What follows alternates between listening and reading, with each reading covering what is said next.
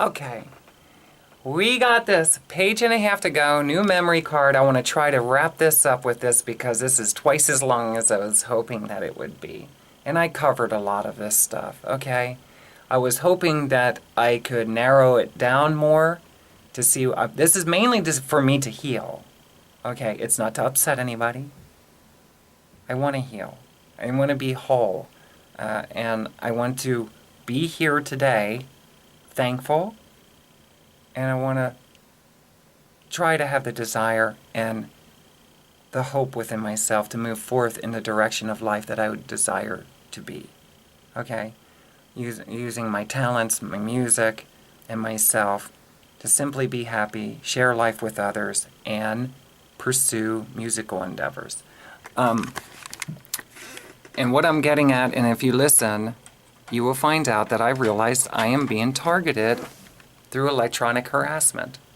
I'm convinced that people in show business have been using me as a resource for years. For people that maybe you came across this video and you're watching on television, or you're a big supporter and fan of their ministry, of their musical endeavors, movie endeavors. Okay? When you share content and put it online, your music, your life story and stuff, at that point, you've left it released to the world. However, when people are playing out, invading your privacy, and they're using you as a resource without your consent or approval, in my opinion, that is criminal. And there should be serious consequences against people who have the means to do that. Now we are starting to understand how it's possible the rich of the earth get richer and richer and the poor become more and more oppressed. Wake up. Realize that the life that we have been taught our whole life may or may not be a complete illusion of something that is not real at all.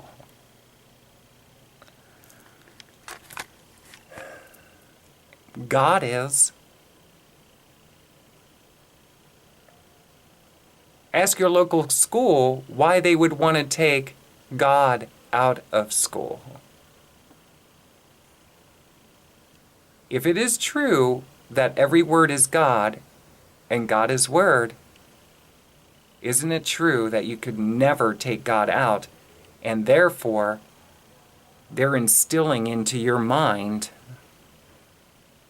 things that may or may not bring you life of enjoyment, peace, contentment, fulfillment? It may be nothing more than a misleading ship. And you've misdirected your whole entire life away from every one of your heart's desires. Might be.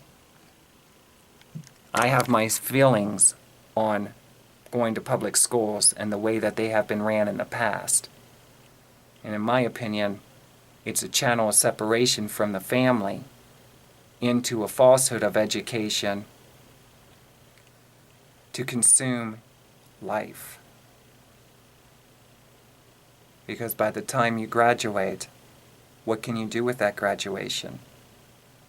Have you ever noticed that by a certain grade it seems like you pretty much know what you've been taught on the first couple years of your life? And do you go to college? Do you go to training school? If you go to college, when you get done with college, is that job still available? Do you need more training? Did you come to planet Earth when you were born? Have you ever wondered, was I born into this world so I could become educated every day and year for the rest of my life? Or did I actually come here to fulfill my heart's desires and live the life that's right for me? Why would I have to continuously be educated? Didn't I learn enough when I went through 12 years of schooling, plus kindergarten, maybe daycare? Something to consider. A gentleman had lived there with his teenage child. This was before I ended up getting this place. When I went back to Ohio, I had a couch sitting where I spoke to my daddy and this gentleman. There was an agreement that I could stay living there for 3 years. But in 3 years, I had to get my life straightened out. Now, I just opened up my life story, my heart, shared my whole entire life journey, my life story online. I called it the Catch-Up Series. And here's the thing. I already know I can't get work, especially a means that, well, I can actually live on. Did you ever feel like that? Why am I going to work for a salary that, till taxes are taken out and it's all said and done with transportation going to work, I don't have anything at all. I'm lucky to have $20, $30. How are you going to eat and survive with that? Well, can I tell you, if you're out there and you're going through things, did you ever think of low income for now? There are other means if you go to your local county office. There's food pantries. There's churches that will actually help in the assistance area with like electricity or, some of your other utilities and needs that you have. They might not be able to help house you, but they will be able to help a little bit with your food and helping out with your utilities, okay? And maybe even your car in your time of need. Okay? So I'm not thinking like this, and I don't really have a whole lot of people to talk to. This person that was there, I really, really valued. Number one, I felt safe. A very strong person. Been through a lot theirself. Told me quite a few stories. I will not share those stories because I'm sharing my life story. But I'm going to be honest with where I was at that time. His personality seemed a lot more tougher than somebody like myself could probably endure over a long season of time of living somewhere. So I learned this. Tracilyn, mind your own business, tend to what you're supposed to tend to, and get focused on your life. I didn't know what to do, so I continued to busk. I continued to make recordings. I call them the Huber Heights recordings in the one studio. We worked it out that I could be in the one room. I have pictures. I did my, your ways are much higher than mine. Your love right on time. Ain't never feeling you desire a willing heart. In my video when I'm in red, that was my second recording studio at the house. I really wanted to convert that into a master suite room, like a hotel room, similar to that, even with my own little bathroom. And make it my studio because I realized I need to invest a lot of time in my art because it's the only therapeutic means that I have. I can't really do a whole lot of other things. Can't get work and stuff. I don't know what to do. Should I network with other people online? What should I do? Well, here's the thing. I had a real hard time being online when I came out here, originally because I was in the entertainment industry for over 7.5 years. I did all of it, a majority of it. I did it by myself. Then I was an adult entertainer for, since 2007-ish, maybe 2008-ish. And with that being said, I think it was 2008. With that being said, that was to me a lot of years of putting out content of myself, meaning I'm taking self-portraits. I didn't really do videos at the time. Doing my music, I wanted to find my actual singing voice. So I wanted to work with the songs that I have written since I came to Ohio, and I wanted to redo some of the songs that I recorded in the past and I was never satisfied with. Mainly because I didn't care for my worldly self. And I'm grateful to say to you today that I didn't. I didn't like my worldly self. A worldly self is something that takes shape and becomes the you that the whole world around you, well, from what they capture with their 5 senses from you, their likes and dislikes about you, the way they see you, the way they perceive you. Well, here's the thing. Once I surrendered to Jesus Christ and reading the Holy Bible and honesty, this might be a bad example, but I became different, okay? Instead of being depressed and more of a dark kind of personality, I became more vibrant. And, man, I really appreciate appreciate and love life much differently just being myself. I love my spiritual self is what they would call it, versus my worldly self I did not like at all. The problem is, as a spiritual self, I'm finding it very challenging, like most people, in a lot of situations, to be able to provide for myself. I don't want to be a nuisance to people and constantly having to live with people and then get kicked out because I can't submit to their ideas of who I should be, or for whatever reason. Okay, there was a lot of the shuffling for years for me. So I spent a lot of time with the Huber Heights recordings, and I was very, very, very, very, very, very, very, very proud of those recordings that were becoming. I was becoming more secure with my singing voice, my playing style. I found my key by that time. I sing in the key of F, by the way, and almost, well, every song that I do is I sing in the key of F, unless I want to experiment and try something different. Which to me was kind of a weird experience because I tuned down my acoustic guitar a whole step, meaning instead of E on the low E string, I go down to D. And then I use the G chord formations, or I'll capo it on the 3rd fret, and then I'll use like the E chord progression, depending on what I'm playing of my songs. I also realized that when I was doing music as a business before, even though I was doing a 50 or 60% of my songs and I was doing a lot of covers, it's a very high in demand for people to ask or request to hear songs they're familiar with. Cover songs is what we call them in the music. When it comes to live performances, you're doing cover songs, somebody else's music while you're singing. With that being said, there's a high demand for people to sing cover songs because the socialized condition is they want to hear familiar songs that they can already know and they can sing along with, and songs they heard on the radio or their whole entire life.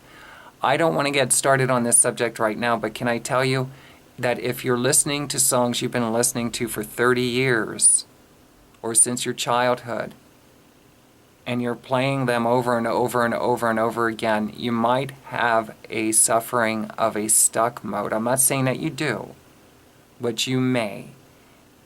If you were to study in psychological realms, you would most likely realize that this is not healthy for anybody's mind to be dominantly focusing on the same music year after year after year after year after year after year. And I don't want to get into that right now, but it's a subject that I can most certainly talk to you about because I understand what I went through. And until you let go of all of the commercial music you've been listening to your whole life, turn off the television set, and step away from society's, the masses, of their perception of world and life, and you give yourself some quality time alone, you won't understand a thawing, I call it a thawing, that happens to the mind. And it's the truth, the reality of it is you start to realize things that you would never realize if you stay in that place where you're continuously listening to things on television, continuously listening to the same songs, recording artists, if you will. It bugged me for years why people would support bands like Bon Jovi all of these years. What made him more special than anybody else? Can I ask you that if you're a Bon Jovi fan? I was.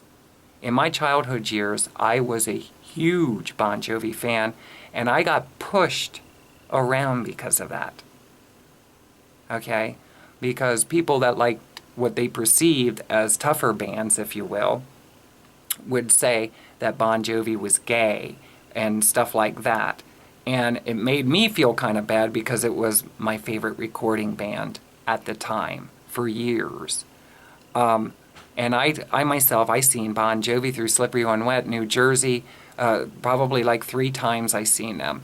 And I always had a great time. I had a lot of wonderful things that I said about the band and the performance and the live performance.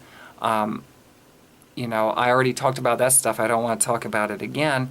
But the truth of the matter is, as a recording artist myself, I would think to myself, what makes him more special than anybody else? Why do certain bands end up being in existence for 30, 40 years? The same people that were on my bedroom wall on posters when I was 13, why are they still around all these years, but other bands are not really, or they're doing smaller venues or different venues? How's that?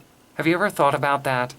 Have you ever wondered why bands like that are still singing songs that you heard in the mid to late 80s, all these years later? Because in my perception, I would say that if a band has been around for 30 or 40 years, they should be able to write all brand new material and go on tour because they have the experience of recording year after year after year, the live performances. They should be able to ditch out brand new songs, on an album and go on tour and play those. Were you ever disappointed when you went to see a band and they aren't necessarily playing the new material as much as they're playing the older material? It depends where you are in life. Some people say, I love the older material. I would love to hear that over and over and over again. Do you really want to be singing the same songs for 30 years? Can I ask you something? If you knew that there were other songwriters, like myself, that through the denial in the music business, the harshness of publishers, producers, record companies, recording artists, you're reaching out to, would you give a person some advice or a hand? And then you found out years later that most likely you're being used as a resource, and you were brought to near death several times. And it was because in general, not just in music, you couldn't have the means. The songs I have, if you understood royalties and you understood mainstream commercial music, you'd realize that there's no reason why Tracilyn should have ever, so long as I had a good accountant, been homeless. Financial advisor. Not near as bad as what I went through. Well, for somebody like me, it really upsets me to find out that it could be very possible that these people in mainstream find people like the father of rock and roll that are going through extremely challenging times in their personal life and may have an illusion of some sort that they have some kind of mental challenge, societal outcast. Don't you think if that person had amazing songs that they would be a prime target for all their ideas, for their songs, basically for their life? I'm here to convince, or not to convince, I'm here because I am convinced to share with you that sometime I would love to have a talk with you about that. Because I'm personally sick of walking into a retail store or a truck stop or a restaurant or an elevator or turning on my car radio and I hear songs by people who recorded when I was 13 years old. They were on the radio.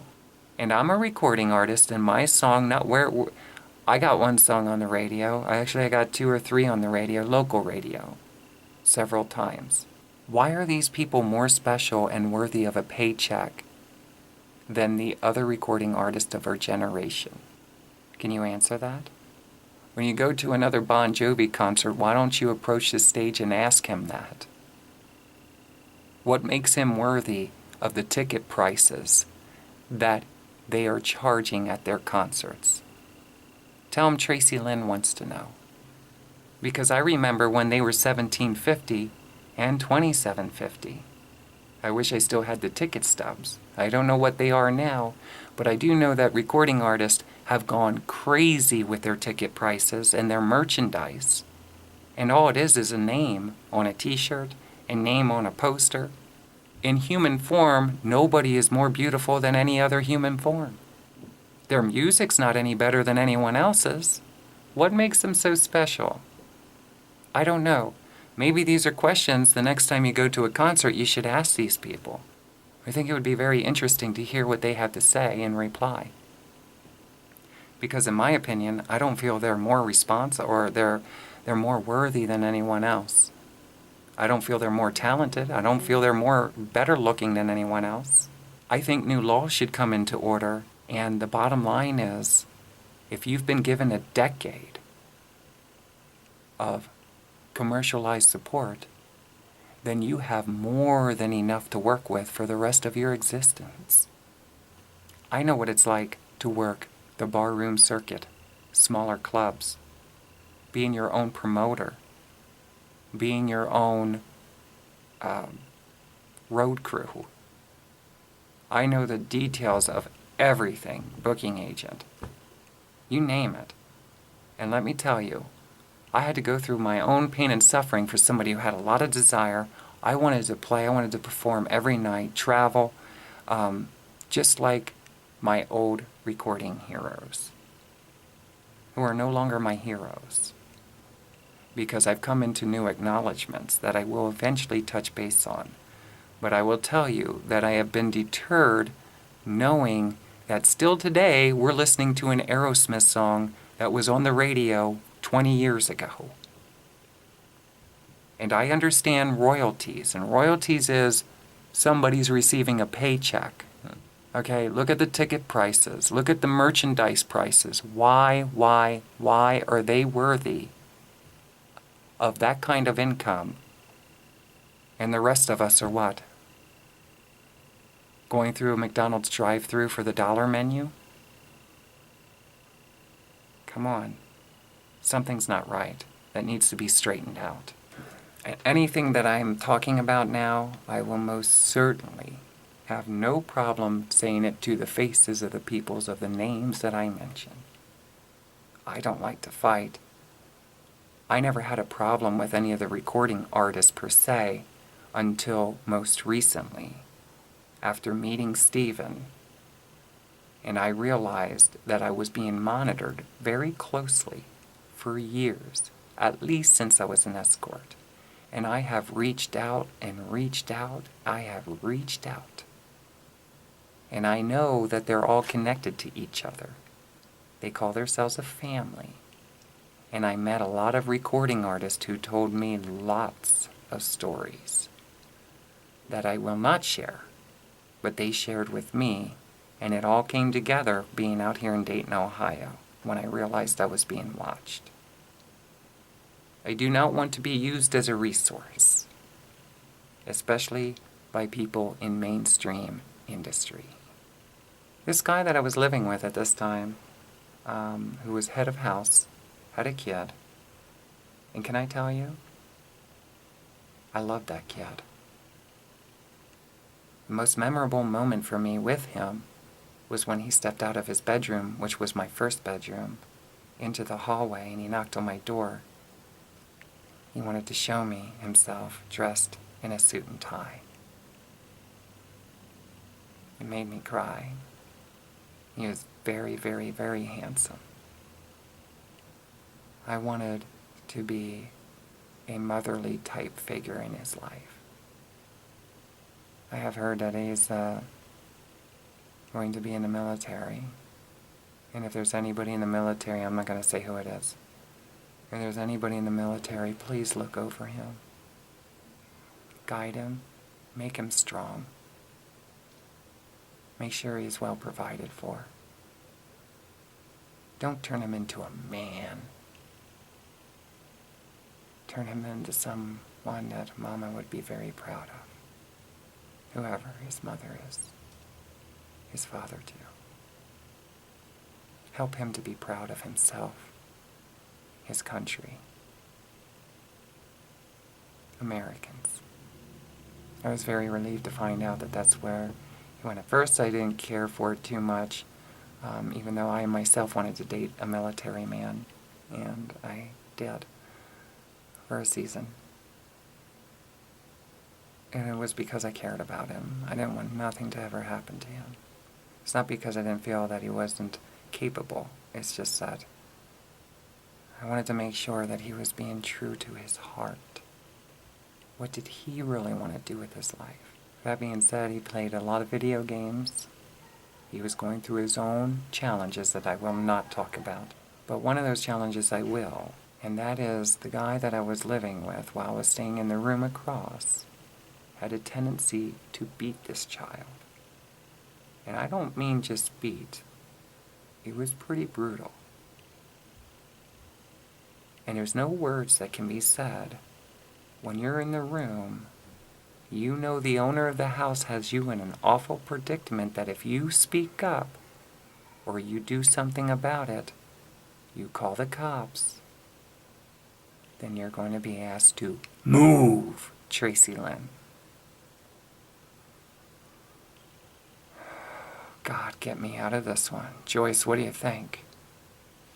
I'm going to ask Joyce what she thinks often because, in my opinion, most of her teachings left out very, very, very valuable information. As I was scientifically trying to put it all together to digest it in a manner that was beneficial for life, period. And we're going to talk about some of this in the near future. Know that I explained that I heard my mother beaten really bad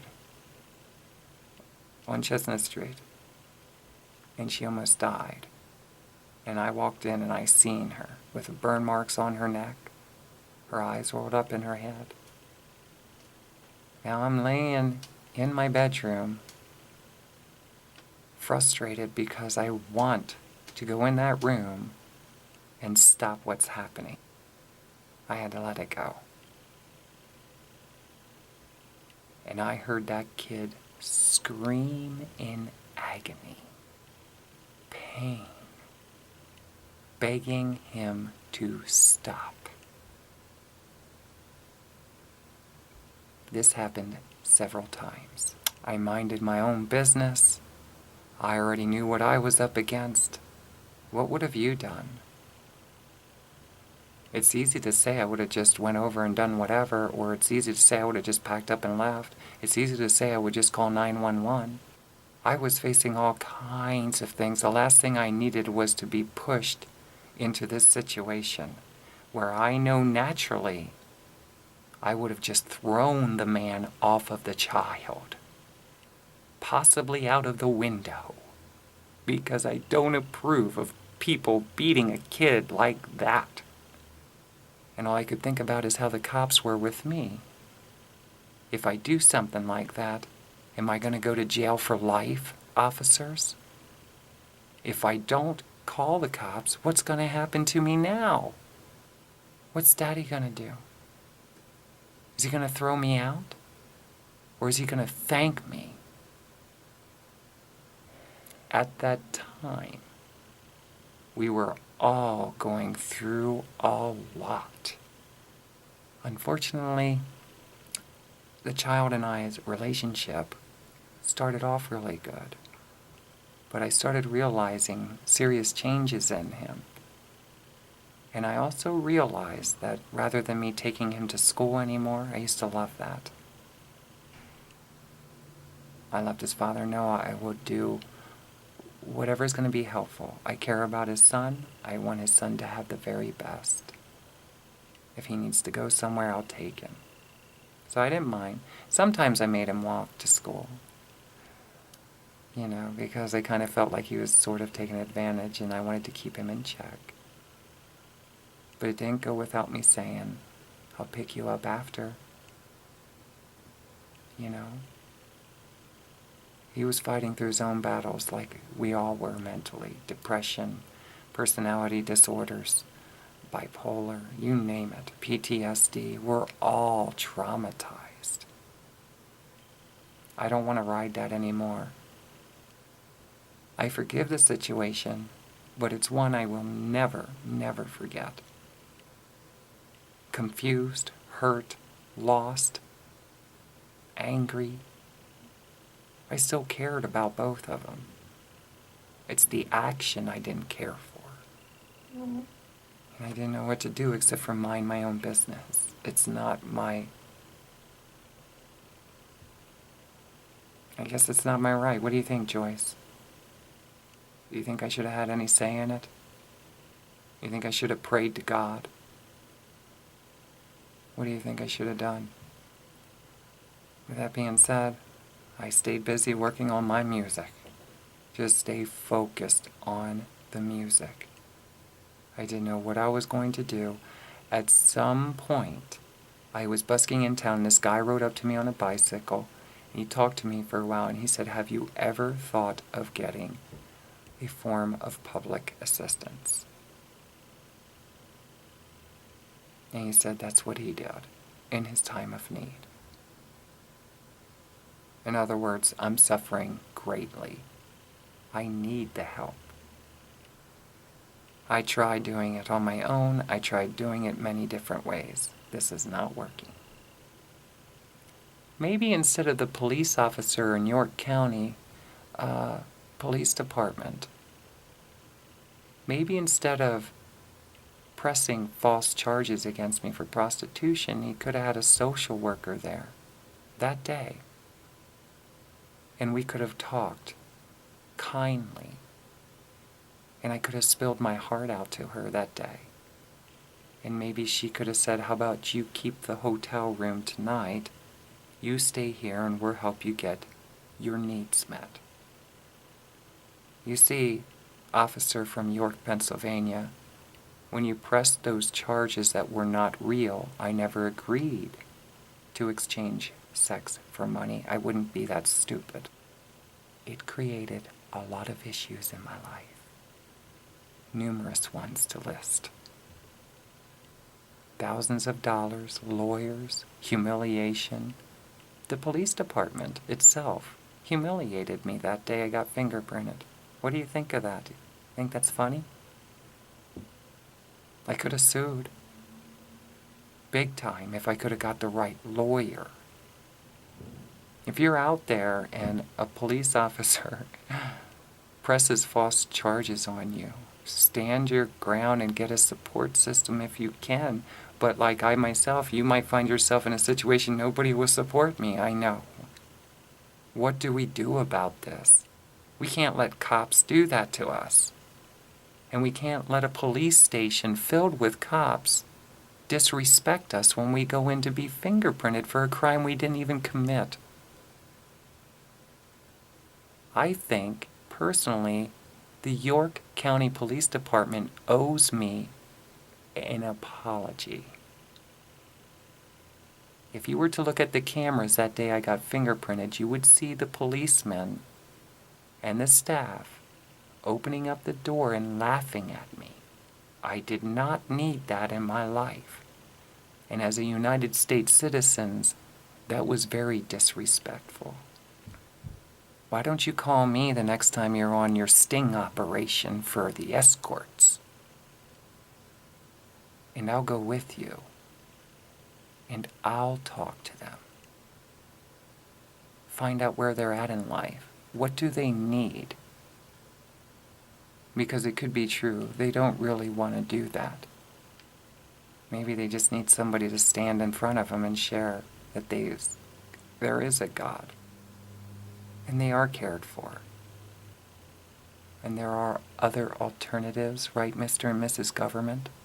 Oh, I went back to the house and I was talking in the kitchen like within a few days. And it came up in conversation about what I was talking about on the street, getting my needs met. And I asked the guy that was staying there, "Will you please?" I pulled him aside privately because it didn't seem like Daddy wanted me to get needs met any other way, but I had to figure it out on my own. And can I tell you, he got right on it. This gentleman helped me. And my mind was weak and it was foggy and it overwhelming, consuming paperwork.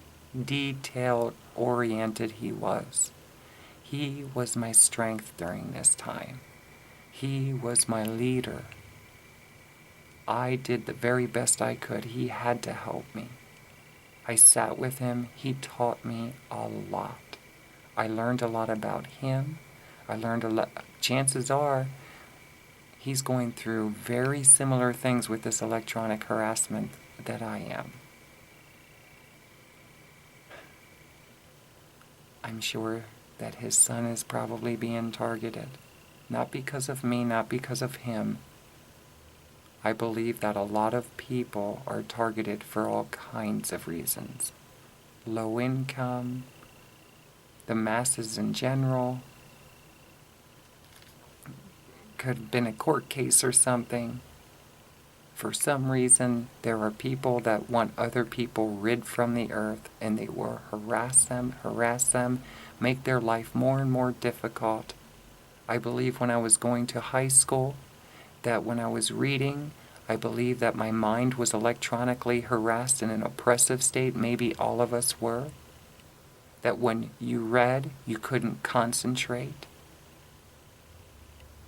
Do you notice a lot of low grade averages in your local high school or junior high? Maybe they're combating somebody who's combating them. I wouldn't say that it's in the school system, would I? In the buildings. Maybe it's someone on an outside force. Why are there so many Americans in an oppressive state? I have a lot of case scenarios where I would agree that we are targeted ever since childhood in a means that we can have a little bit of life, but we can't really have a magnificent life. And some people may say, I have a magnificent life and I'm happy for you. I really am happy for you. And I believe a magnificent life is on the way for me, but I realize it's going to be going with a battle. People invading your privacy, people removing content from the social networks, people stealing files out of your, Dropbox and stuff like that, storage bins. Not only did I have my legal documentation taken from me for my orchidectomy, but I also realized at some point, was I there or when I got in my new apartment, a copy of my birth certificate was missing. You see, I went to Pennsylvania because I was excited. I had my orchidectomy performed. And in the state of Pennsylvania, which is not like the state of Ohio, it is recognized that your thought process, mine was female, why I had an outie, a penis between my legs. They judged it by a penis and said it's a boy who should be a man, but the psychologist never got into my head and acknowledged she identifies as female. With that being said, the birth certificate was stated male. I had to live up to that. In time, I ended up, and I shared this already, so I don't want to be stuck on this, but I went back to Pennsylvania to provide copies from my psychologists and my doctors and all the required paperwork that I needed to submit. And I had happily, very proudly, had my birth certificate corrected in alignment with my mind, not a small little body part. Thank you, Pennsylvania. Ohio is stubborn with that. I don't appreciate it. If I would have been born here in Ohio, that would mean that I couldn't have done this part of my transition that overwhelmed me with joy, happiness, peace, contentment. Shall I go on? I think Ohio should reconsider that retrospect. What do you think? Are you a transsexual? And you just heard that there are other states that are for the transsexual female transition in manners that Ohio isn't? Then you need to stand your ground, unify. Bills, handwritten laws can be altered at any time. All it takes is a signature, some documentation typing. Man-made laws are not God laws. Okay? A lot of men, not all of them, a lot of man-made laws keep us in bondage. They can be altered when people stand up and politely voice. Okay? We should not be the caboose of the country. I come from a city that is known for aviation innovation. Okay? I don't like hearing stories from other transsexuals, especially females. And I get to share my exciting news. All my legal documentation, even my GED, the GED school that I went to in Harrisburg, very, very kind lady at the front desk. She was excited to give me a new diploma with my new name on it and identifying myself as female. I was nervous going through all this, and I felt like God was there with me the whole time, helping me to make this right. So all that has been straightened out, with the exception of the Lebanon Senior High School, who would not have anything to do with it, because they say I never graduated, but they wouldn't change it in their filing system because in their opinion I was a boy at the time. No, I always identified as female since birth, you idiot. It just went undiagnosed until later years. Mr. Disrespectful. Not that big of a deal.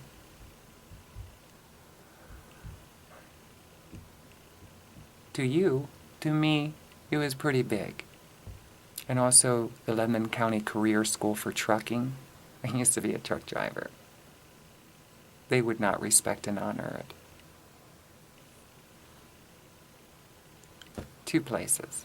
Outside of that, everybody else was really cool, which makes them 2 people, 2 places, look uncool. You know. Actually, they make themselves look uncool because they weren't willing to hear me out. It's not a trend that has started in this country. It's the reality of acknowledgement. These are a lot of information that has been kept from us. I never learned anything about it in school. Hopefully today they are, because I'm going to call Lebanon High School, Lebanon Senior High School, and I'm going to ask them, are you informing and teaching the children that we are transitional existences and that our identity starts here, not with a body part? Very important. Valuable information to get us through this life, especially happily fulfilled. I don't want to carry on too much with this situation. It was challenging to hear that. I mind my own business. There was distance that grew. The child started to complain. I was trying to get close to him. I realized, stay distant. He didn't really want affection as far as emotional hugs or anything. I think I'm lucky if I got a hug or 2 out of him the whole time that I seen him. And if I ever did see him again, I would want a hug. I would like to see him graduate, to be honest, from boot camp or whatever they call it in the military now. I would love to see that. And I would love to be there and clap for him. I will mentally, no matter where it is or when it is. And I hope someday I get to give him a hug in the years to come. That means we're all still around. So, and I really care about his father. And I really understood deeply that he was going through his own things. I really enjoyed our conversations together while we had coffee. He taught me a lot about juicing, and I value that still to this day. I juice and I think of what he taught me. As silly as that may sound, I paid very close attention to all the instructions and things that his perspective of life. Those conversations mean the world to me. And there's a side of him that I love very deeply, and I hope he's very happy in his relationships and in life. I was scared to reach out to him recently, and he had called me and we spoke for a while. And I wanted so bad to let him know that I'm okay. I wanted to hear that he was okay, and so was his child and the puppy dog, who touched my life greatly. Thank you for helping me to file the paperwork, be my strength, keeping the house safe, keeping it in order, for letting me stay as long as I did. I really wish things could have worked out long-term differently, but life is the way it is. So, I hope there's forgiveness. I forgive you for everything. And I know you're a very, very, very good person. And I know you care about people, especially in the LGBT community. I know that you do. And I know you care about your son very, very much. I know he's going to make you very proud over the years. So, I'm really sorry if any of this upsets you. I wanted to make sure that I keep names out. I mentioned that his son liked to play a lot of games in television. Some of the things that he played were kind of violent to me, and I was trying to nourish him away from it a little bit, but he really did enjoy it. I think we went on a bike ride or two together, but I would sit with him and talk. I wanted to have a very close relationship with him, and I do love him.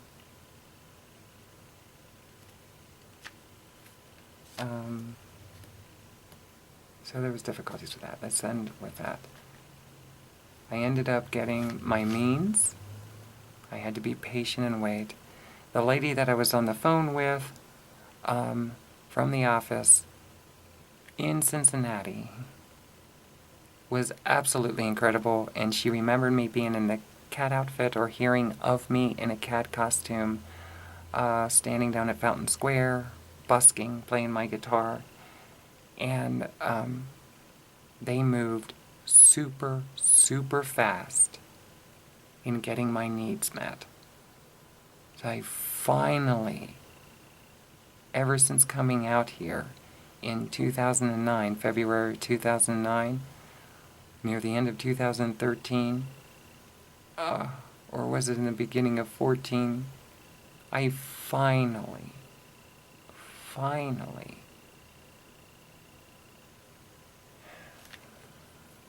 my own money.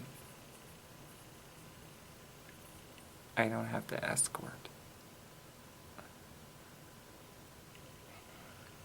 To a lot of people, not very much, but it was something to get me going. I finally had some form of health insurance, and I'd like to talk about that, because in my opinion, it's time, after all these years, that things start to become in our health care in America. It is sickening to me that a country up above can provide health insurance for its people, yet we slack. After all these years, we should have the best health care in the whole entire planet, in my opinion. And all of our health care should be taken care of. We're here for life, everyone.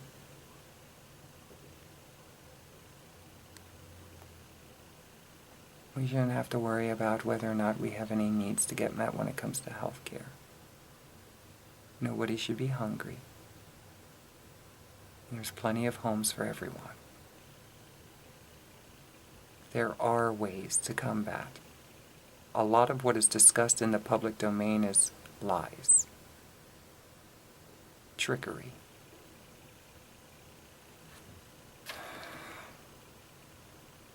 We have the means to be able to help each other. I kept talking to myself. It was acknowledged in the house. The child even said, Tracilyn's talking to herself again. One thing that I really appreciated is they both acknowledged me as female, at least in my presence. That meant the world to me. Especially when people aren't getting along the best, they have a tendency to disrespect that part of it just because I am a transsexual female. And I did not feel that vibration at all. So I'm very thankful for that. For anybody who always respected that, I identify as female.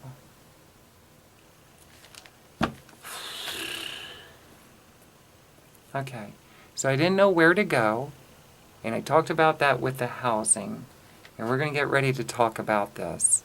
But can I say, I didn't know where to go. I originally wanted to go to Hollywood, or I wanted to go to Nashville. I knew I wanted to live in a bigger city with more opportunities, more transsexual females to socialize with, hopefully. And the thing is after my Las Vegas trip, I realized I was burned when I went down to Nashville pretty badly. And I hope to share more of the details of that. I've shared it many times.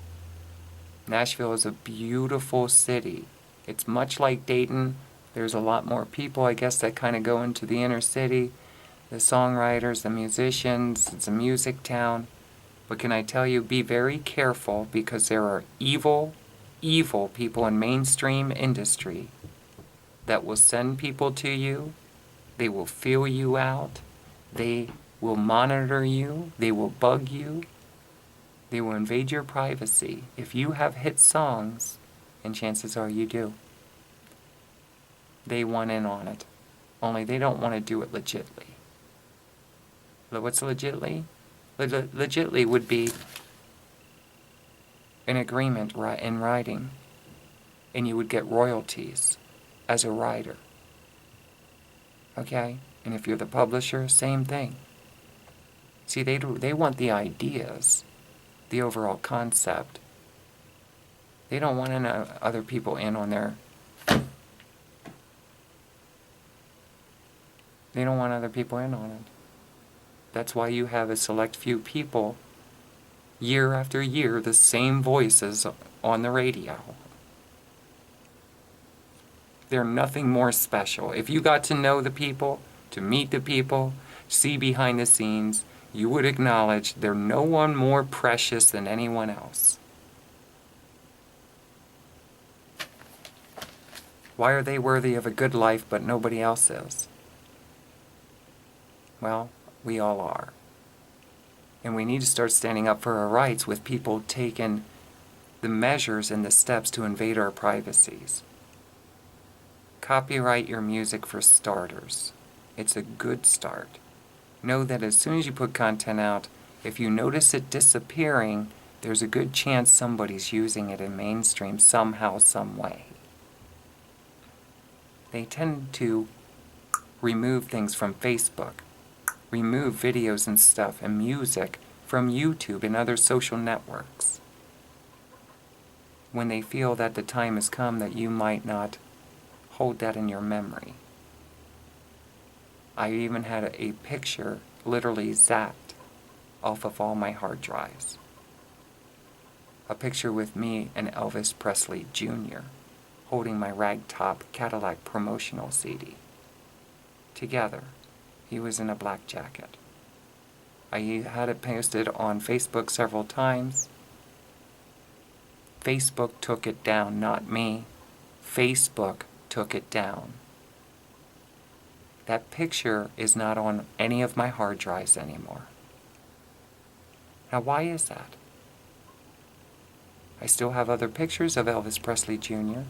I still have pictures of other people holding that promo CD, but not that specific picture.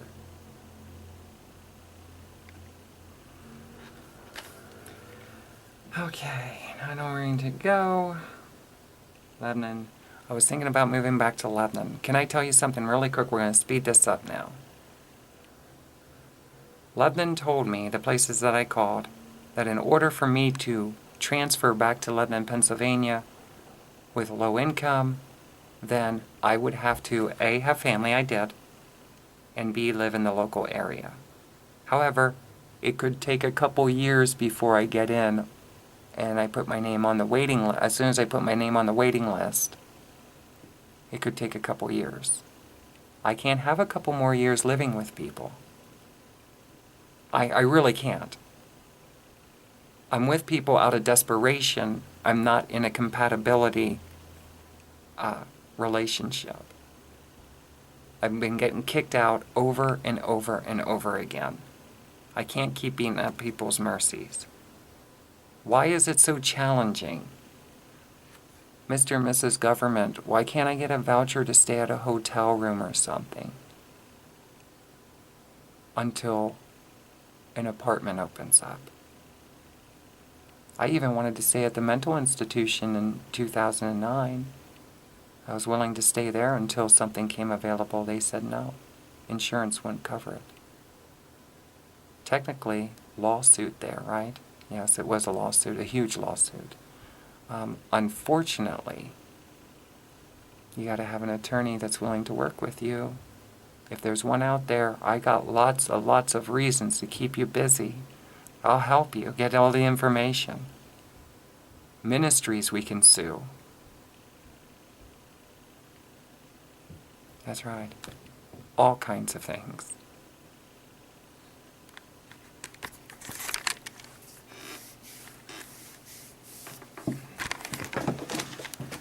Let's see. Okay. And I was thinking about moving down to Florida because I knew this was going to be a more definite thing, and I really wanted to be in nice weather.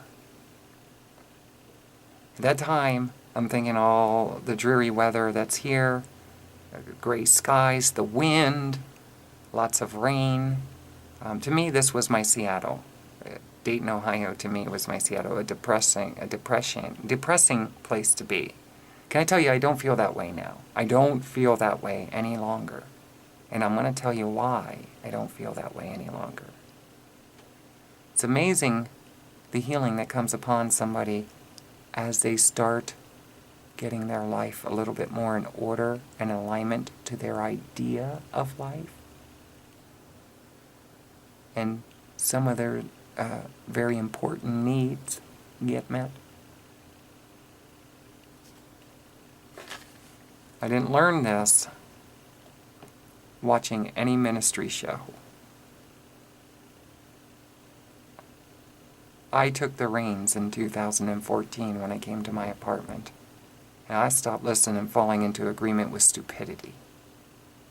Years of listening to these preachers talk, a lot of mixed, confused feelings, but what I really needed, I finally started to get, which was a support. I needed a net. I couldn't be on the streets. I didn't want to go to prison for being homeless. I didn't want to starve to death. And I couldn't be living with people anymore. I needed my own space. That solved a lot of challenges. We're almost done. We got a page and a half yet. Let's speed it up. So here we go. I could not, and that's how I ended up here, and I'm going to talk about this apartment in a later video. But just know this, I wanted to either move to Lebanon, I wanted to move into Cincinnati, is where I realized through my busking years would have been great for me, because as a solo singer-songwriter, acoustic guitar player, and entertainer, there was a lot to offer in Cincinnati that I noticed. And there was people actually actively doing things. I was connecting with people, so I thought it would be a try, right?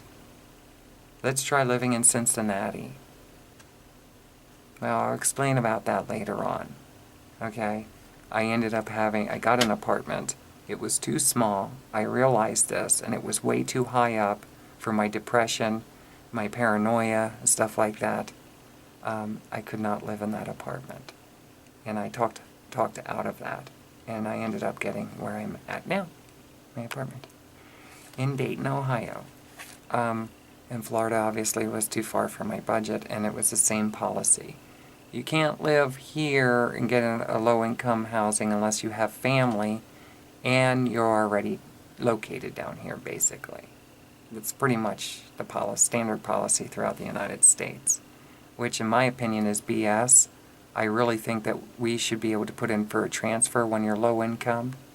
You should be able to put in a transfer. You should be able to move freely in the United States. And especially if you have psychological reasons and you can get it in writing, you should be able to submit for a transfer, and therefore all expenses are covered. It's what makes sense to any level of intelligence. We were not made to be bolted down wherever we are and just sit until we die.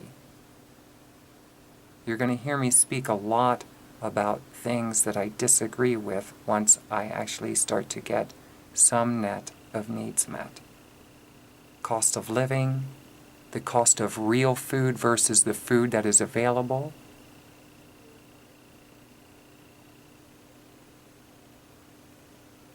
Limited options on where we live.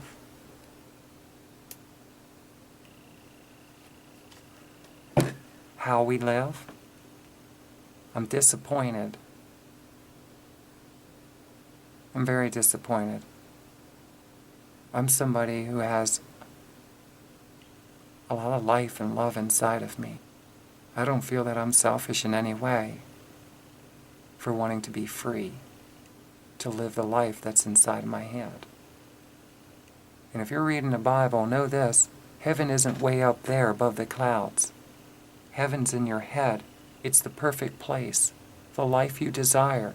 And when you read the Bible, you'll see that God wants to take you there. Words want to take you there and guide you. But you got to know the difference between the God of life, which Joyce or nobody else taught me. The difference between God of life and the remainder. I can really help people with all the things that I've come to learn.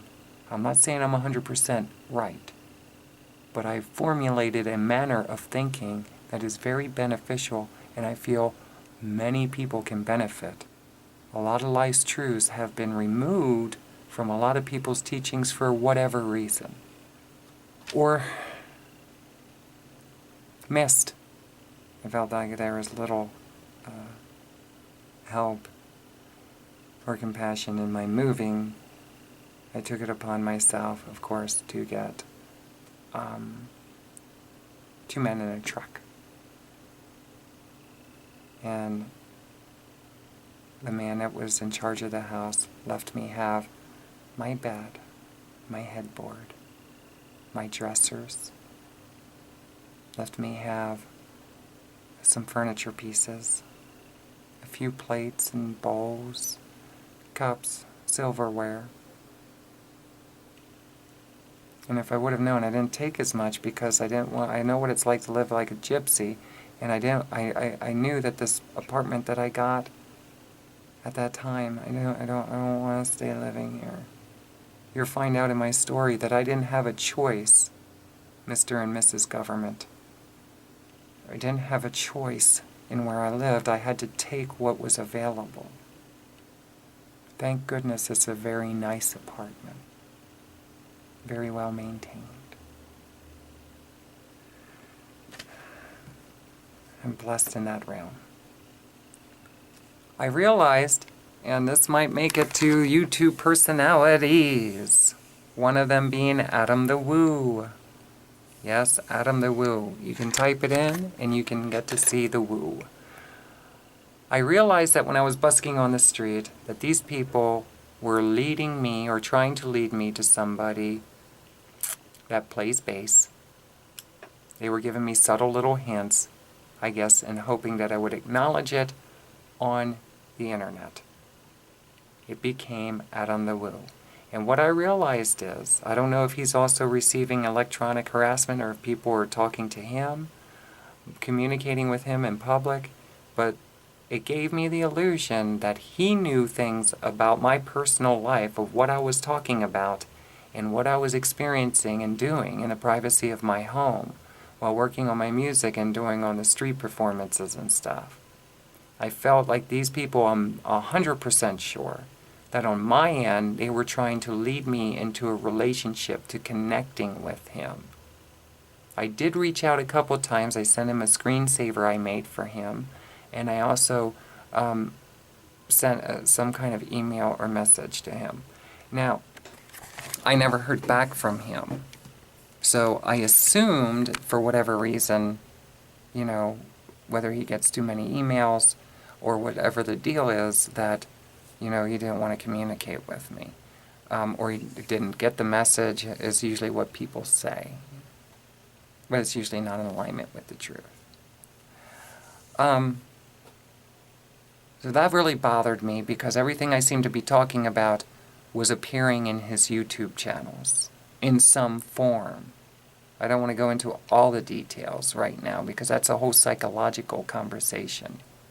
But it gave me the impression that him and a gentleman that are out in Hollywood that he's good friends with, that things that they were doing in their videos and stuff were kind of coinciding with things that I was talking about, discussing in the privacy of my home, or things that I was doing in my art.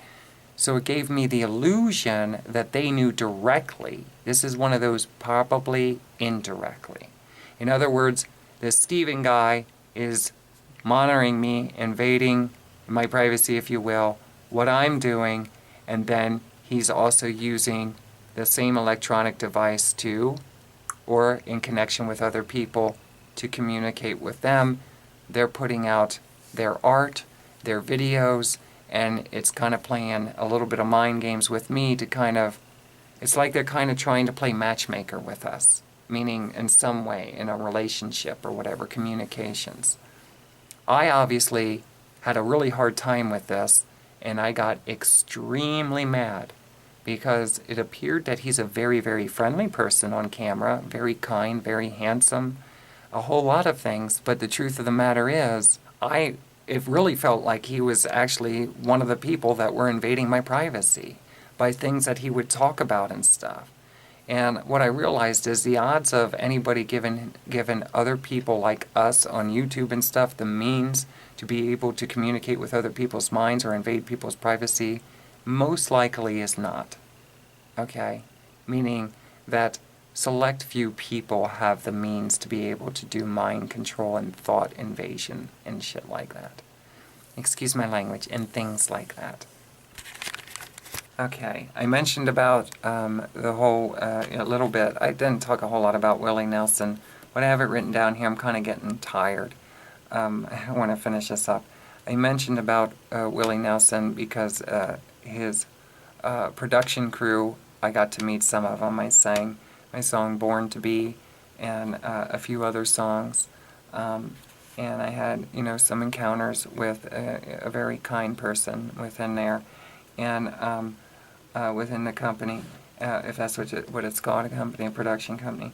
The thing is I really felt like somehow, because of what happened to me when I was on the streets busking, that Willie Nelson might be a corrupted person in the music industry when it comes to songwriters who appear to give the illusion, at least, that they have a serious, serious mental problem, or they're going through life tragedies, meaning he uses them as inspiration, as a resource.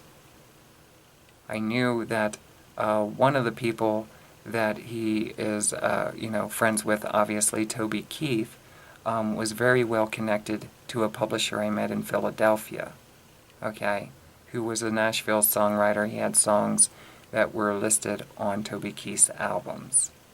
Okay, so I'm kind of stemming back from various conversations that I had with different publishing companies, different people that I met and crossed paths with in the industry, I'm beginning to realize that I have been used as a resource by people in mainstream music. Now, what does that look like? What does it sound like? We're going to find out because I'm going to investigate a little bit more, and I'll touch some base with that. But know that one of the this guy that I guess is in some kind of record company or something in Cincinnati, Mr. Shiny Shoes is what I call him. He was very handsome, very kind. He used to always ask me if I would play a song when he'd pass by. A few times he did anyway. And I would play like Miss Las Vegas, the song I wrote in Las Vegas, or one of my other songs. And I sang it with all my heart and tried to be happy. And he sent me an email that was very offensive, by the way, asshole, that basically the kind of person I'm going to be is going to people's like house parties type thing, just gathering around at social events in people's houses and picking my acoustic guitar and singing songs. This guy, I forget what his name was, evidently Willie Nelson and a bunch of different people, I guess, sang this person's song or what have you. And unfortunately, if you ever notice, some of the songwriters appear that they have some kind of serious mental things going on in their head that might be much more than just major depression. And it seems to me that people in the music industry, like Elvis Enterprise, if you ever hear the story about the first song the father of rock and roll wrote, you hear this story, you would start to wonder how corrupted, and acknowledge how corrupted the music industry is. There is a lot of greed and selfishness within that. Is that the same thing? There's a lot of it. And let's just say that there's a lot more money involved in it than you and I know. And there's also a lot of power, especially in major hit songs. And that's what the power that be cares about the most, is they want the power. What they can do with society, with songs. And I will talk about that in future conversations in my videos. So know that I already know about this. I've been investigating it, and I also met a lot of people in the mainstream industry who were in and got out for various reasons. And it always seemed like there were, especially when you're talking with Christians, Christian people in mainstream music get targeted to the highest level. Evidently because they think godly people are pussies. And that's a shame. I am not.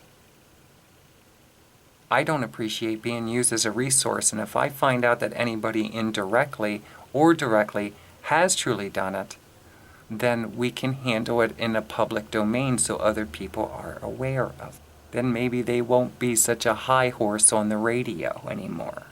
Because who wants to support somebody who does that, taking advantage of what the world would perceive as the less fortunate? In Dayton, Ohio was written at Huber Heights, and I walked down, and I think I shared this story, I walked down to the living room, and I turned on the television, and as soon as I turned it on, there was a news reporter that was mentioning about a tragedy that happened here in Dayton on Interstate 75, or was it 70? Where a girl was pulled alongside the road in a car, and she jumped out in front of a semi-truck and killed herself. The truck couldn't stop in time. If you listen to my song on my website, in Dayton, Ohio, it's also on YouTube and Facebook video, that's the story that inspired that. That song was written in like 45 minutes. I cried my eyes out in my first bedroom, and I wrote the song down on paper. And when Daddy came home, he asked me, "Baby girl, what's wrong?" And I showed him the song. And I told him what happened, that I saw that this girl was hit by a truck in Dayton, Ohio. And it touched my life greatly, and I couldn't stop crying. He held me. He was very proud of me because he knew I had heart. He knew that I cared. Now, I don't know if that was some form of electronic, when I turned on my television set, that was a falsehood of news. If anybody in the Dayton, Ohio area knows, I tried to do research on this. I think I did find an article online, but it would be in the Dayton paper most likely, or it would be within the local news. If you're out there and you hear this message, this was in 2010, so what I'm wondering is, in 2010, or within 3 or 4 years prior to it, was there a lady who parked her car alongside the interstate and jumped and committed suicide in front of a semi-truck? Please contact me with this information. I tried looking it up thereafter, and I couldn't find it anywhere. And what I've realized with these people that are electronically harassing me is it could be very possible, because I only had one other television situation that I'm aware of that happened, which was in Las Vegas. It could be very possible that they were psychologically trying to brainwash me to do that. Because when I came here, highly suicidal. Okay? When I came to Dayton, Ohio. And that's probably what contributed to me being such a great songwriter. And I had heart, and I could feel the pain of others. So if you get this information, you're from Dayton, you know about it, please send me at tracilyn21@gmail.com so I can have the information on the girl. Okay? I tried looking it up, I couldn't find it. Someday I might call the news and ask them. It would probably be in the library or the law, or not law, somewhere in the news media library. I also wrote Lake of Fire in my second room, where I was downstairs one day with Daddy when he was on the chair, and I actually got down on my knees. I was crying and begging for forgiveness, and he literally leaped out of the chair. And angry, and basically told me to go to my room. Okay, I have a very childlike mentality. I've been diagnosed by countless psychiatrists that all said I have a childlike mentality. So it's very important for me to be careful of the relationships I engage in, because some people see that as you're somebody who's less fortunate and easy to take advantage of. But mind you, I'm pretty sharp with my mind. I pay attention with my 5 senses to details. I wrote Lake of Fire there, and it was inspired to me by situations in our conversations with other people that were in the LGBT community, but they kind of knocked on prostitutes, or they knocked on adult entertainers. Hello, I'm here to say we're no different. A real prostitute is somebody who goes against the desires of their heart at any given time. So welcome to it. We're all prostitutes. Let's see.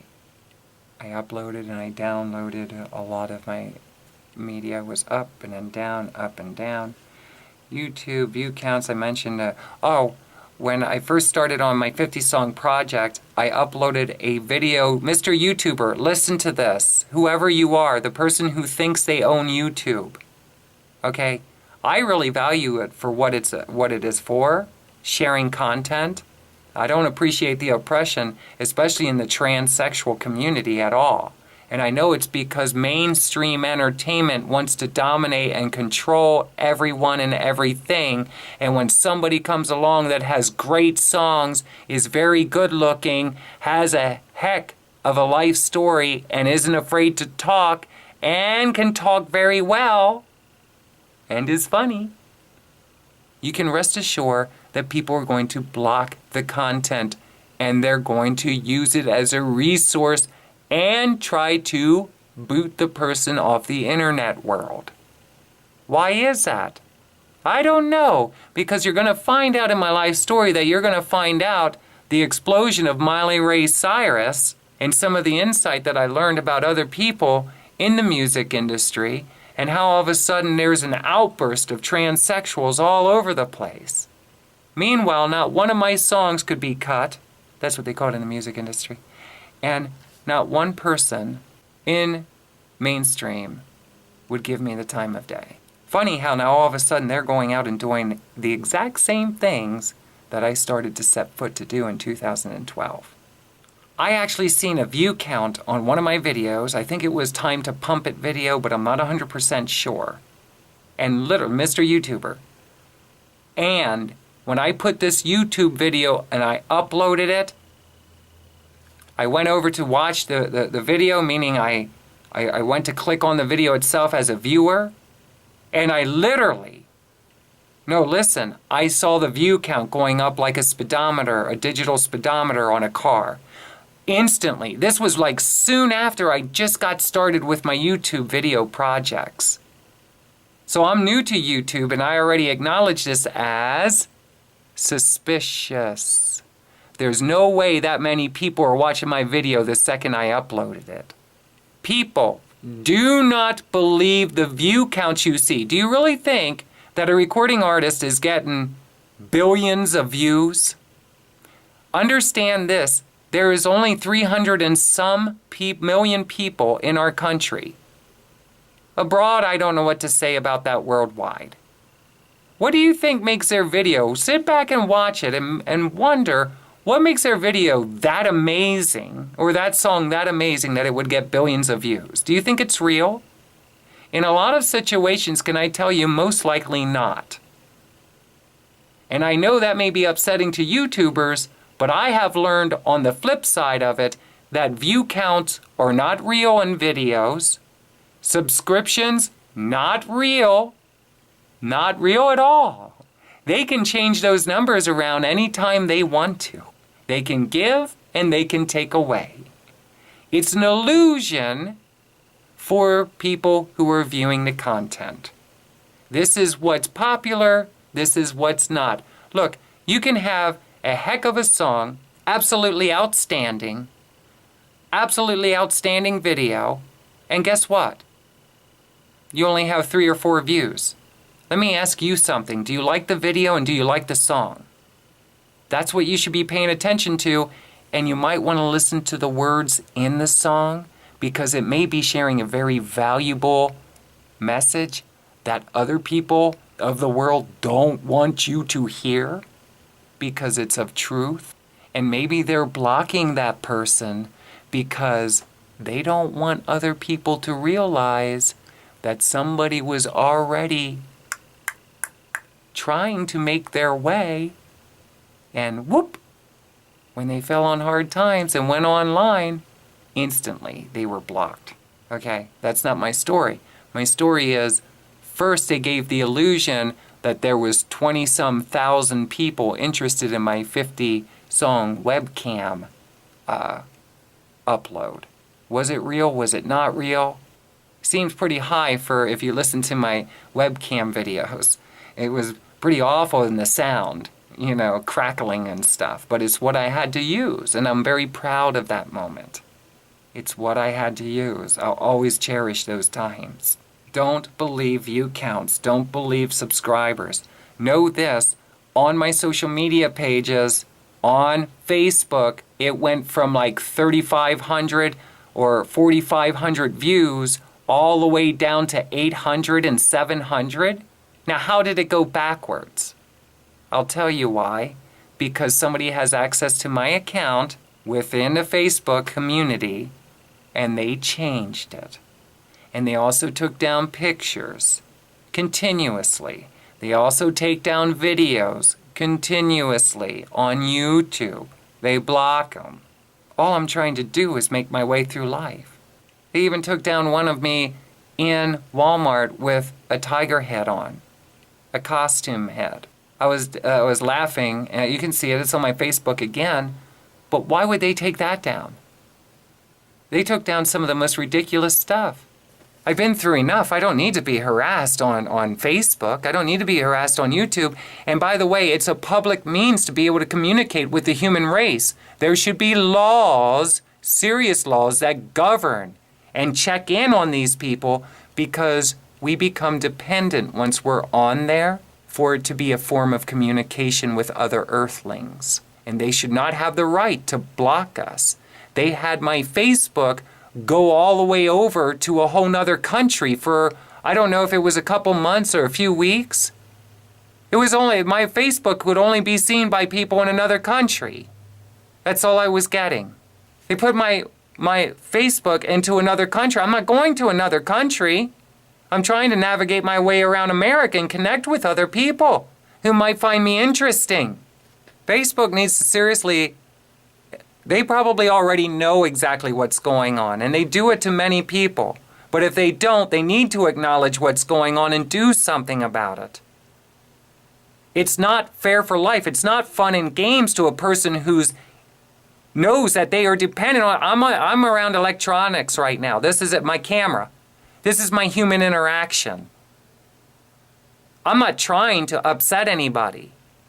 With me sharing my life story and everything, it was hopes of coming out of all of this drama and having life with somebody who would appreciate me or people that would appreciate me. And blocking my content, taking content down, number one, is childish. Number two, it's absolutely absurdly should be illegal. You're smoldering somebody's life. You're putting a choke on them. For the first time in my life when I was doing a 50-song project, I just want to say that it felt great meeting people in my cat costume, transsexual female here, Tracilyn the female, not who I was born in a worldly sense and all that other stuff. And they invited me to play live shows. They invited me to various outings to hang out. They weren't afraid to hug me. I kissed a lot of people on the cheek. Got to hug children. It felt good to be finally accepted for being Tracilyn. Can I tell you? I called it hanging out. I left it all hang out on the internet. I left it all hang out, and because I love children, I was trying to be family friendly. Okay? And therefore, yes, I do have like the schoolgirl outfit on, the cheerleading or like wearing a short skirt and doing a fitness video and stuff like that. I made these videos because I was expressing myself artistically. I always wanted to be a model. Not a supermodel, I just wanted to model. You know, I wanted to, just like the girls I seen in TV Guide or in adult magazines, etc., etc. But I left my clothing on. I was not naked. I look at body as an art. I was very proud and happy with my transition, and I'm okay to share that. And I did put things on adult only with my content. And if you watch it, let me tell you, people in mainstream music do far worse. And they don't flag it. They get billions of hits, right? But then somebody else comes along from the Midwest and puts themselves out there in a short skirt and panties revealing, and all of a sudden what? And my diaper video. They downed my diaper video. People were finding it of interest, and they totally eliminated it from the YouTube. They blocked it, took it down. It was a one-time deal. I wasn't planning on making a whole bunch of them. I was very proud of it artistically. I felt led into a children's rock and roll ministry. Children wear diapers, so I wore a diaper. It's a long story I already explained. Check out some of my other videos. I would have been happy doing a diapers commercial for like Loves or Pull-Ups or something with music and stuff. Not with little race cars and maybe little flowers and something cute. Little horsies on it or something. Disney characters. V-Cat. The V-Cat diaper. You can get it at a retail store near you today. We used to go out to eat for Chinese and as a girls' night out, and I love the Chinese restaurant. It's classy. It's a nice atmosphere. It's elegant. And we used to all gather around. I miss those days. I wish a bunch of us girls could get together and go to that Chinese restaurant for the food. I really did like the Chinese food that they served there. And that was my favorite at the social times whenever we would go out to eat. I always looked forward to going to the Chinese restaurant and getting the fortune cookie. I love fortune cookies very much. I don't know how much time is here, so what I'm going to do is, believe it or not, I only have one more page. I'm going to save everything that I've done this far onto my computer. And when I do, I am going to get a new battery, and I'm going to reformat my drives, my, what are these things called? You know?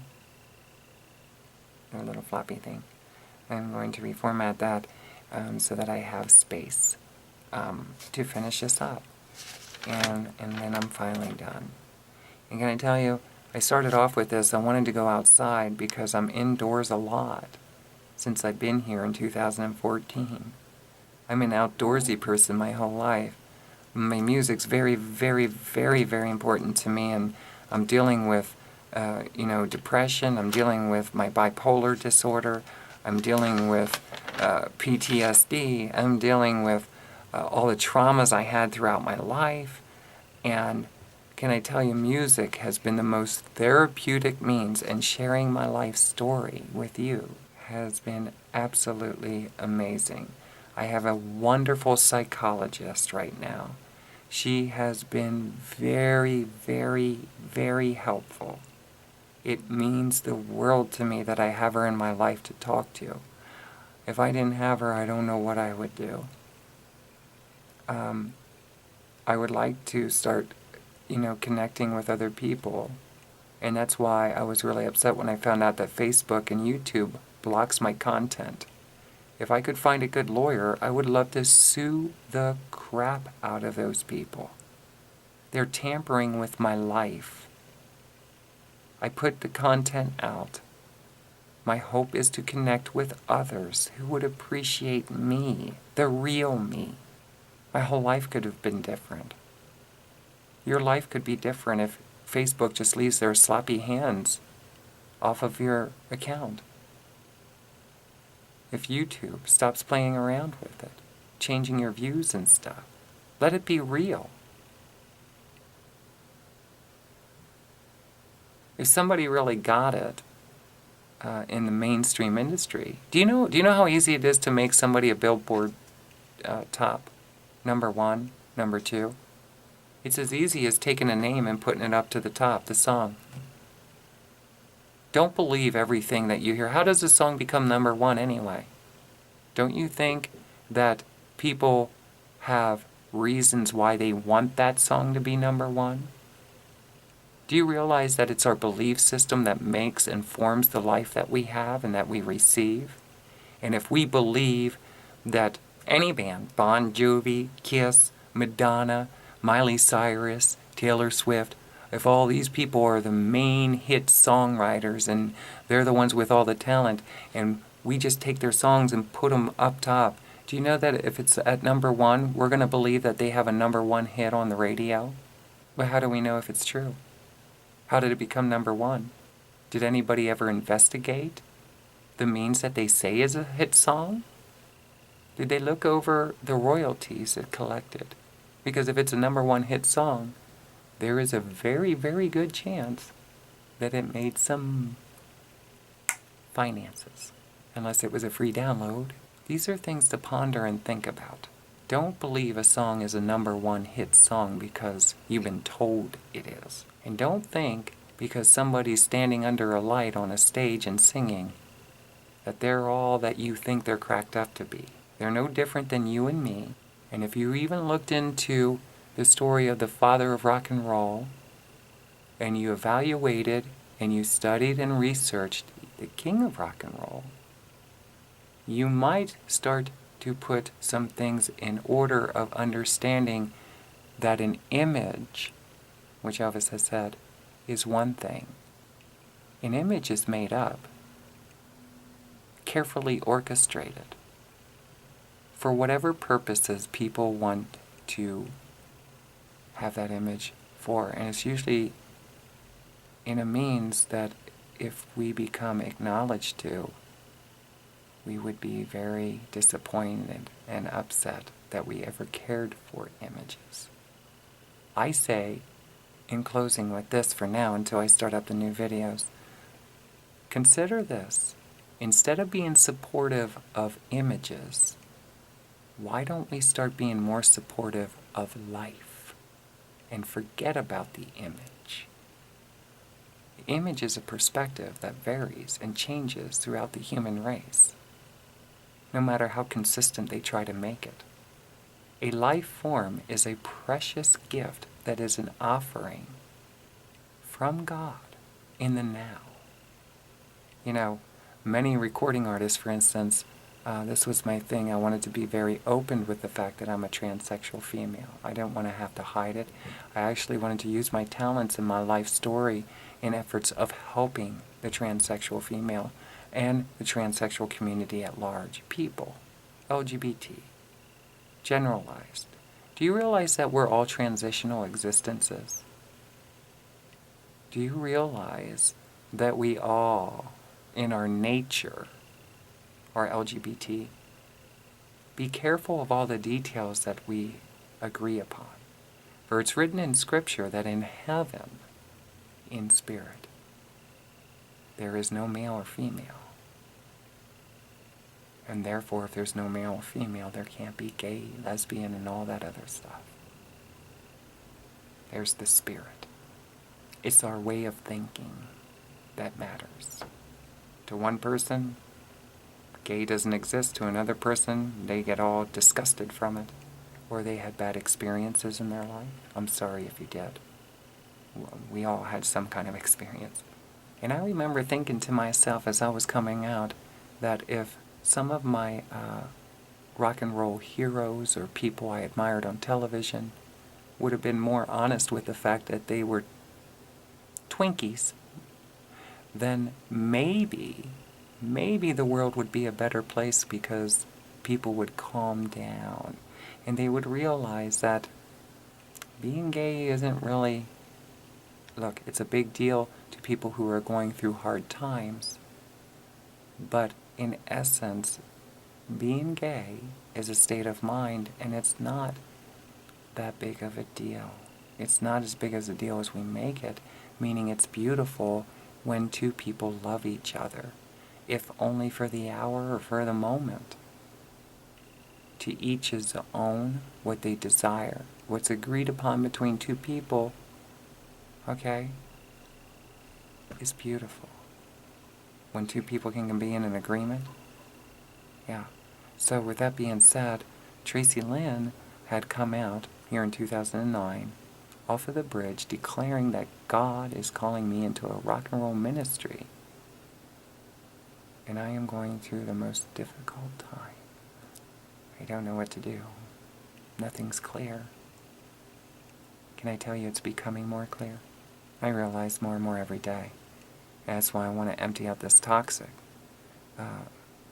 things that I have been through, the thoughts that I don't want with me, weighing me down. I only want to see the beauty in my life, the beauty in my relationships while living at Huber Heights, the beauty in my relationships with Catherine, and living at the apartment in Beaver Creek. All the beautiful life I had since the day I was born. I invested way too much time thinking of all the things that I perceived as very hurtful. And it destroyed me mentally. I don't want to give power to the enemy, so to speak. There was life that is there for me ever since I was born. That's why I'm still here. I want to live. I am no longer suicidal. I don't want to die. I want to live a long, beautiful life. And I'm hoping I can someday connect with someone special, or a few people, and that I do have a rock and roll ministry. For the first time in my life, I have a vision.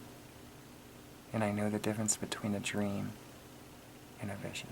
For me, what it means. The vision's realistic. The dreams are things wished for, never to come. So, with that being said, I love you, and I hope none of this upsets anybody that hears it. If you got this far, that's not my intent. I want to cleanse myself. I do not ever ever want to upset somebody, except for those who are worthy of being upset. If you used me as a resource through privacy invasion, directly, indirectly, know that I hope you get bitch slapped. You chose the wrong person to do it to. And it's going to come back to get you one way or another. That's how faithful and true my God is. The God for my life, who loves me greatly.